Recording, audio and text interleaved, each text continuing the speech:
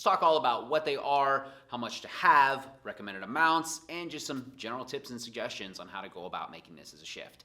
So when it comes to fats, there's three main different kinds, and there's some subcategories within. But you have your unsaturated fats, you have your saturated fats, and you have your trans fats. Those are the three that we're gonna focus on for general knowledge to give you some tools to take action and immediately apply, and right out the gate get some results. So honestly, from my perspective, after coaching thousands of people, what I have seen more often than not is that people overeat the amount of fat within their diet. And it is this that is causing them to hold on to more weight than anything else. So this is not a pitch or a plug for a low-fat diet by any means. Fats are good. Good to the point where they're actually an essential macronutrient, meaning your body needs it to function. To have a proper amount of healthy fat within your diet is going to increase cognitive ability, brain function, so that you're eradicating some of that brain fog. It's going to make your joints feel a lot better. That's absolutely key for your tendons to be able to actually heal while you're going through a muscle building phase. And it's going to provide you with energy. So people that go on too low fat of a diet or find themselves not consuming enough will actually shift into a starvation mode because they aren't able to have what their body needs in order to function properly. And so this is why some of the low fat diet stuff got a really bad rap. And people started substituting some opportunities for high quality healthy fats to be within their system just to cut out. And so we don't want to do that. We also don't want to overeat. And the reason it's so easy to overeat fat and why I'm saying it's something that's really important to focus on is because it is so calorie dense. So when we're looking at macronutrients, we have protein, we have carbohydrates, and we have fat. Protein and carbohydrates only have 4 calories per gram. So not as dense as fat, which has 9. So more than double, which is why a small amount of fat has an immense amount of calories. And we refer back always to an understanding that in order for us to lose weight, we must be in a calorie deficit. So if we are not losing weight, we are not in a calorie deficit. In some way, shape, or form, we are consuming more calories than we are burning, and therefore our body is holding on to that weight. But we want to make sure that we are also prioritizing two main things so that we are not just focusing on weight loss, we are focusing on fat loss, and that is strength training and protein. And if we're getting enough of those, then as we're in this calorie deficit, we are going to for sure be able to preserve as much of our muscle mass as possible. Therefore, the body is going to feed off of fat while it is losing weight to use that as energy, as opposed to feeding off of our precious, hard-earned built muscle to lose weight. And so therefore, we can then lose the fat, body will drop weight, and we are happy. So when we're referring to fats of those different kinds, they are actually all helpful. And if we look at the current research, it shows that we want to have a fairly even amount throughout our diet in order for us to get what our bodies need. And so that could literally be a 33% breakdown between the three. So a lot of times people say, oh, trans fats are the unhealthy, the devil. And they may actually not serve us in much of a positive light and be necessary, but they don't need to get the rap that they get to that point because our body's still designed to do what it's doing. So those fats that I'm talking about, trans fats, are what you're going to find in your processed foods. It's what you're going to find in the vegetable oils and canola oils that a lot of that stuff is cooked in, your fried foods, your processed foods, your packaged stuff. And so that's what we tend as within our Western society to overeat more than anything else. And so it's being aware of that. And then you have your saturated fats, which also can sometimes get a bad rap. These are anything that is found in dairy and cheeses and red meats and any kind of more fatty meats, your pork. And so oftentimes when a doctor is prescribing a lower cholesterol-based diet, it's going to be to shift as well from the saturated fat and decrease that. But our body actually does need saturated fat. It is actually helpful for us. Now, when we were looking at what that is, it's because it does have a lot of omega-6 within that. The reason it gets a bad rap, and so do your trans fats, right, is the fact that we are unable to balance out the omega-6s in our system unless we have omega-3s as well, which brings me to our unsaturated fat. Now, there's poly and mono. I won't go that deep right now. But ultimately, it's going to be things like your nuts and avocado and olive oil, seeds, pumpkin seeds, and so salmon and other fishes. This is where we're getting a lot more omega-3.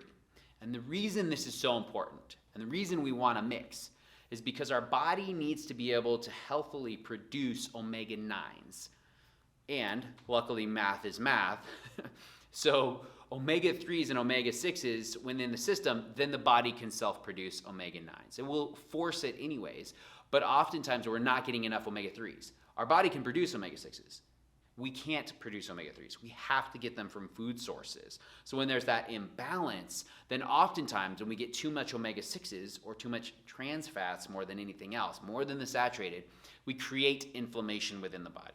Create inflammation, then the body gets really cranky. Joints get angry, right? And you're running into the issues from that. And so that's why omega-3s, fats, healthy fats, are really essential. And so that's why we want olive oil. We want healthy nuts like almonds and macadamia nuts. And we want to prioritize fish. And we want to prioritize avocado and olive oil, right? And so these things are really important. And then therefore the body can self-regulate. So if you find yourself having joint issues, consider that that may be an opportunity. There's not enough omega-3s in your body and that you're consuming in order to produce what you need.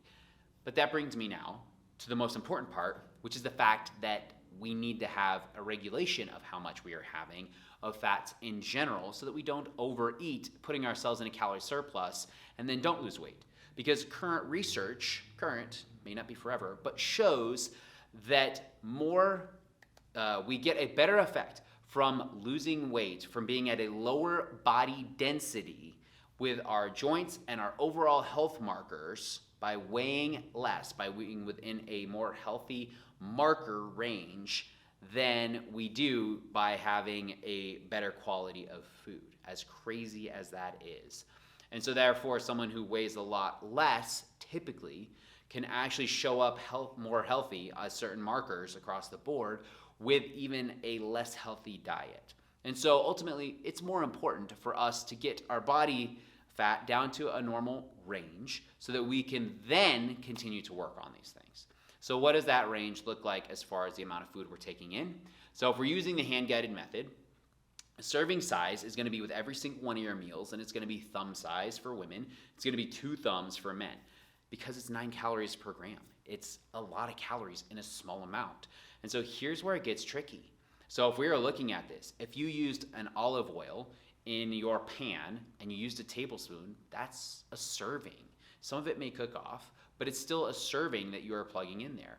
And then on top of that, you crack open 2 eggs.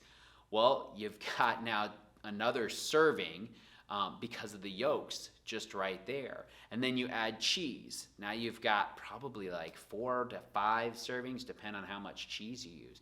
And you see how we just so quickly overeat fat and we turn a healthy meal with healthy ingredients, right? You add a full avocado and it's fresh and it's great. And all of a sudden you've got a 600 calorie meal, and maybe for the day, 1,600 calories is where we're gonna be. And that's just breakfast, and we added 1 piece of bacon, right? And so the next thing you know, we find ourselves in a major surplus, even though it's a small amount of food, without even realizing it. And so that's why it's important to start to read labels and pay attention to the amount of fat that is in these different things. So when we're looking at it, we want to have between 1 serving for women and 2 servings for men per main meal. And so that's why I challenge you to be highly aware. So the NHS, the National Health Services, recommends a maximum of 70 grams of fat a day for the average adult. 70 grams adds up really quick. So let's just run through what I just did, right? So if we have that tablespoon of olive oil, we're gonna get 5 grams. If we have 2 eggs, well, there's 6 grams per egg right there, right? So now we're at 17. Then we add a piece of regular bacon. Honestly, we usually have between 8 to 10. If you're going with a turkey bacon, it's usually between 2.5 to 5. So let's say we used 1 piece of regular bacon just within that, and I'm gonna give you the benefit of the doubt and say we went with 8, right? 8 grams of fat within that. And then you add in cheese, or maybe just even a little bit of sour cream or something of that effect, or even you wrap it up in a nice tortilla, and that's got 5 grams right there. The next thing you know, your breakfast, which was healthy, right? You add that avocado on top, oh man, we're at 40 grams of fat. We're already more than half of our body's total need just in that one really healthy meal. And so therefore, because it's got 40 grams, it's honestly just more about the calories that is happening at that point. And so this is where I want to challenge you to try and get that 1 to max 2 servings with this to be able to focus on that, right? The goal is to just bring some light, just to bring some awareness of how much fat we actually eat. So I want you to turn labels around and look at it. Look at what is there and is on there. Is it like, yeah, a simple little sandwich that I'm buying really quick, but it's got 48 grams of fat, right? And this is where I always say we tend to put 3 different seasonings: salt, pepper, and cheese. And cheese tends to be the one that we need to try and shift away from more than anything else. So I want you to substitute. Use cooking sprays. Use an olive oil cooking spray or an avocado cooking spray instead. Use a low-fat cheese, or if you can, go with no cheese. Use a non-fat Greek yogurt in place of a full-fat Greek yogurt. Use the avocado, but have a small amount. Enjoy the almonds, but have a reasonable amount, about 12 almonds. It's the fact that we find ourselves snacking and overeating. Now, the biggest area that fats just come in abundance that throw us over the metric is honestly with restaurants. And so I want you to be aware of what it is that you're eating at restaurants. And this is where, if you ever look at some of the ingredients that go into a salad, and if you're lucky enough to have a restaurant where they list the calories, there are salads that are oftentimes 11 to 1,200 calories. And it's not hard to get that much. And you're like, but I just ate a healthy salad. You did. You're doing great. You're making good decisions. But now, could we ask for not having the pine nuts, not having the cheese, or substituting some things out? The dressing should go on the side, and you dip your fork in it and plug it in, and you get all the flavors. What could I do that would allow me to enjoy the flavor of everything, but without missing anything? Will I miss this to the point where I'm okay consuming more? I'm okay slowing down my progress? Because in this, between this thing called dieting is this thing called life, and I want you to be able to live both. I don't give up my pizza night. I'm not giving that up. It's delicious. It's a part of my life.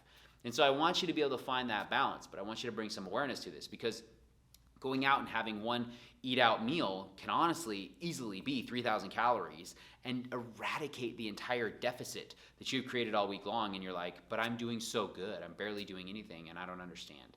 And so sometimes, unfortunately, we have to even be mindful there. You go to a restaurant like the Cheesecake Factory, even their chicken, a chicken breast, and this is oftentimes common at these types of restaurants, these multi-chain restaurants. They inject that chicken with a fat water soluble. That's to increase the flavor, because what makes things taste really good? Salt, sugar, and fat, right? So oftentimes people say, I need to cut carbs, and I just need to cut the carbs, but I love them. I bet you love them more because of the fat that goes on them. It's the fat plus the carb. Salt, sugar, fat. And so this is where I just want to challenge you to try and go with 1 serving, or if you're male, that 2 servings per main meal, drastically decreasing, bringing some awareness, doing some swaps, eradicating some of the things that you won't need that don't change the point of the meal so that you still enjoy the flavor, and see if we can make some shifts. You can always use a thing like MyFitnessPal, start to track, see where you're coming in at. For most people, when you're looking at the total calories, once you're in a deficit, it should be between 25 and 35% of your overall calories that are going to come from fat. Ideally, just hit that right 30%, and it'll give you kind of an idea of where that is. Usually, it's going to be, for most people, between 45 and 65 grams of fat a day. So hopefully that helps. If you have any questions, obviously reach out.